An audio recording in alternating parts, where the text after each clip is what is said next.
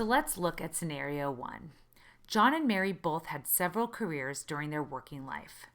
Mary was a school teacher who put money into a 403B for several years. John worked for several professional firms and had a 401k at each. For a time, he was also self-employed and started a SEP IRA, self-employed pension. All of these accounts now are in 100% deferral, as Mary is only 63 and John is 65. They will not be forced by the IRS to take any distribution from any of these 4 retirement accounts until the age of 70 and a half years old. John and Mary live very comfortably on Mary's pension and John's Social Security check, and they're enjoying watching their IRAs, 403Bs, and other pre-tax accounts grow and not needing additional income. However, in this scenario, there's a false sense of security.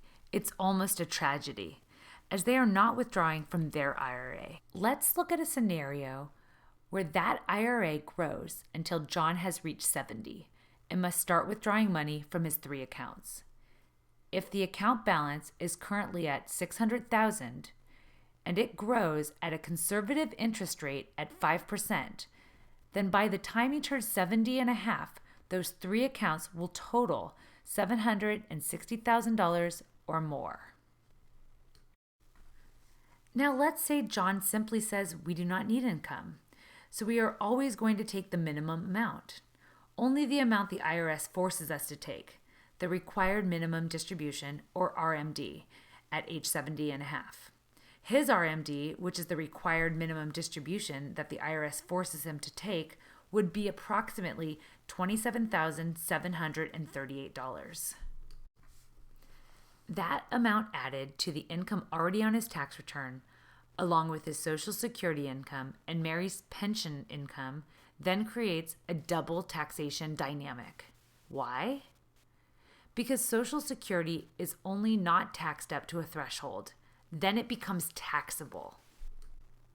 So in this scenario, as soon as those RMDs, the amount the IRS makes you take from your IRAs at 70, that also creates a second tax on 50% of John's Social Security check, which was previously not in the calculation for taxation.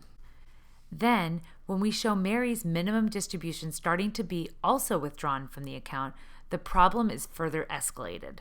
John's RMDs have gotten slightly larger every year because that is the requirement by the IRS. Mary's RMDs have just started based on the assumptions we've been looking at, which again are conservative. Mary's new required minimum distribution and John's ongoing, slightly larger required minimum distribution now looks like this on the same tax return, causing the Social Security to be taxed at 85%, which was previously only supposed to be taxed at 50%, and before the IRA's RMDs, it was being taxed at 0%. And again, John and Mary don't need this money to sustain the lifestyle in which they are accustomed. They view this money as their hard work, their emergency fund, their old age fund, and ultimately, if they're successful at avoiding home care or nursing home expenses or other financial pitfalls, this money is going to their children and grandchildren. In their mind, this is hopefully mostly inheritance. So the problem that Mary and John have is that their IRA, although they earn the money over their lifetime of working and they set it aside, has always felt like it is 100% owned by them. Many people feel this way. They look at their investment accounts as 100% their retirement fund. The IRS, however, does not feel that way. And this money was put away by John and Mary, and by you if you have a retirement account, with IRS rules. That rule is that they, the IRS, are a part owner of your account. However, how much the IRS owns of your retirement account depends on your planning and your behavior.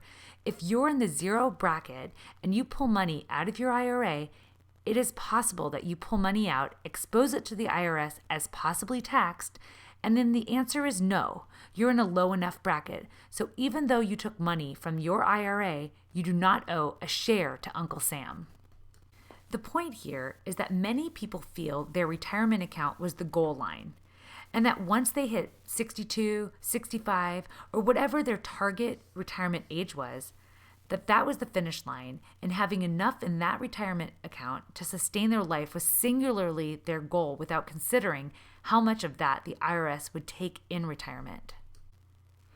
If that's not all bad enough, the problem often carries into the next generation. If you're 85 at death and your children are in their 60s, they're often in the highest earning years in their lives. Then they should inherit your retirement accounts because of your passing. They're often elevated from the 25% and higher tax brackets up to the highest tax brackets, losing up to 50% or more of your entire life's work in the stroke of one check to the IRS. So you need to do something, but it isn't a bad thing. It's actually pretty easy. It's make a plan. Just like you plan to put the money away, you need to be extremely careful. Very concerned and willing to spend time actually planning the taxation of your retirement dollars until the day you die. It can't be a sedimentary activity or, well, we'll just wait until see what happens attitude. Listen, we want to help you be proactive.